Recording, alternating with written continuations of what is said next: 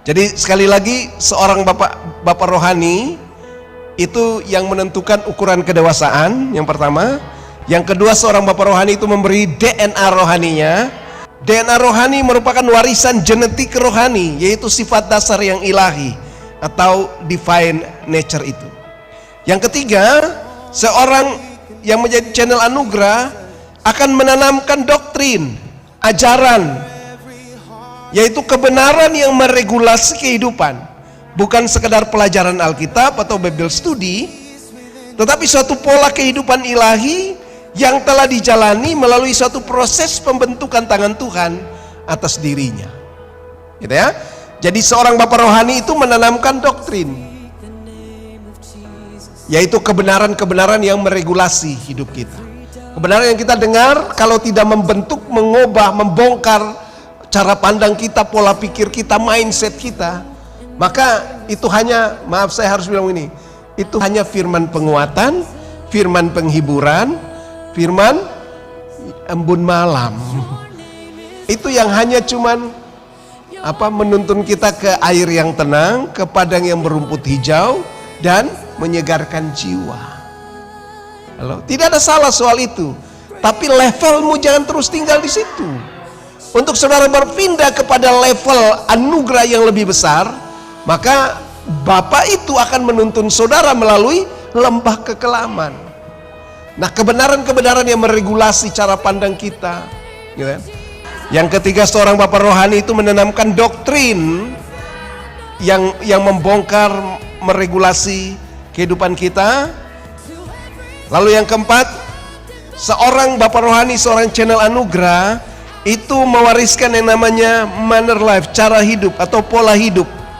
Bagaimana cara menjalani kehidupan yang akurat, bagaimana hidupnya harus clear, clean, pure, bagaimana menjadi teladan, gitu kan?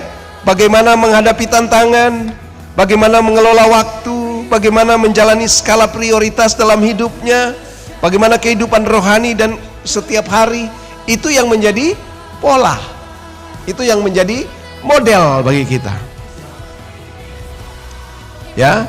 Yang kelima, seorang channel anugerah atau bapak rohani akan menunjukkan tujuan, purpose, tujuan hidup di dalam Tuhan.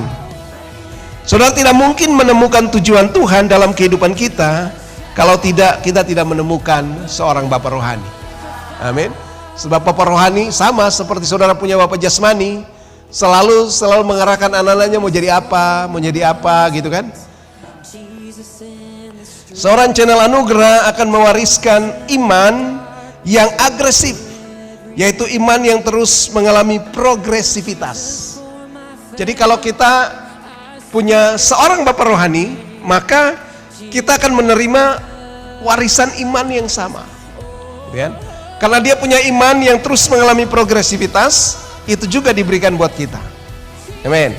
Yang ketujuh, channel anugerah atau bapak rohani akan mewariskan dan menunjukkan kekuatan, kesabaran, kekuatan untuk menanti janji tanpa mengeluh dan tanpa bersungut-sungut.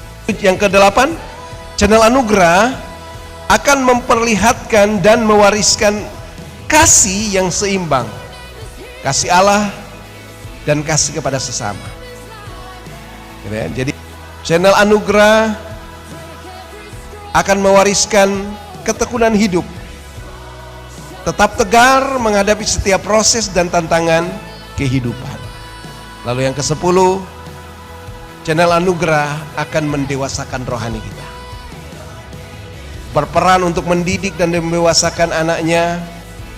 Proses pendewasaan melalui nasihat, didikan, peringatan, dan ajaran. Ibrani 12 ayat 7. Proses pendewasaan melalui peringatan, ajaran, keteladanan dari seorang bapa. Proses pendewasaan melalui warisan kehidupan atau pola hidup yang ilahi. Proses pendewasaan melalui berbagai keadaan situasi yang negatif yang akan ada perlindungan melalui pola ilahi, warisan dari seorang bapak rohani. Ini yang harus kita pahami. Pertama, tentang fungsi channel anugerah itu. Saudara, kita semua mengenal anugerah, tapi paling penting adalah kalau firman itu melekat di dalam kita, firman yang kita dengar itu menjadi daging, amin, maka kita akan limpah dengan anugerah dan kebenaran. Yang kedua, ini pesan yang buat kita, saudara bisa simpulkan itu, semakin hari kita melihat firman, Tuhan lepaskan firman bagi kita dengan anugerah yang diberikan bagi kita. Firman itu berupa pelita, tetapi semakin kita terus memperhatikan, maka firman itu akan menjadi sulu, obor, kemudian akan terang sampai fajar menyingsing, bahkan sampai bintang timur itu terbit dalam hati kita.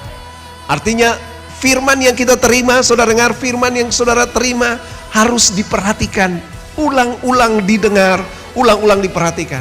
Itu akan membuat pencerahan yang sungguh luar biasa bagi kita.